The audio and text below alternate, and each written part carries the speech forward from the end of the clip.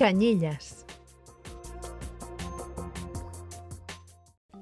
El barri de Canyelles es va erigir sobre les runes de la Guineueta Vella, un conjunt de cases baixes i d'autoconstrucció que s'havia aixecat al primer terç del segle XX als voltants de Can Guineueta.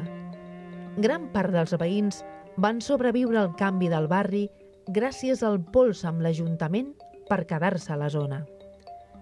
El Pla Parcial de la Guineueta, aprovat l'any 1964, va determinar la substitució de la barriada de cases de la Guineueta Vella per nous blocs de fins a 14 plantes i que seguien l'estètica poligonal de l'època.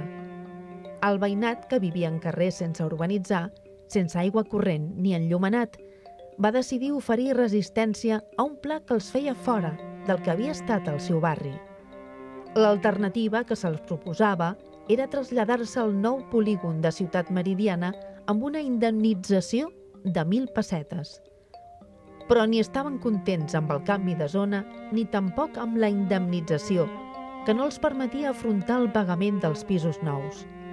Per això, encapçalats per la líder veïnal Maria Àngels Ribas, van iniciar una lluita que van acabar guanyant. Van aconseguir que els oferís la compra de pisos al mateix indret, que ara passava a dir-se Canyelles. La lluita, però, anava més enllà. També van aturar la construcció del que havia de ser el futur traçat de la Ronda de Dalt, posant-se davant les excavadores per reclamar que passés deprimida en lloc de convertir-se en una nova meridiana. I van haver de continuar les mobilitzacions durant anys per aconseguir escoles, un mercat, equipaments cívics, l'arribada dels autobusos i el metro i, finalment, el cobriment de la Ronda de Dalt.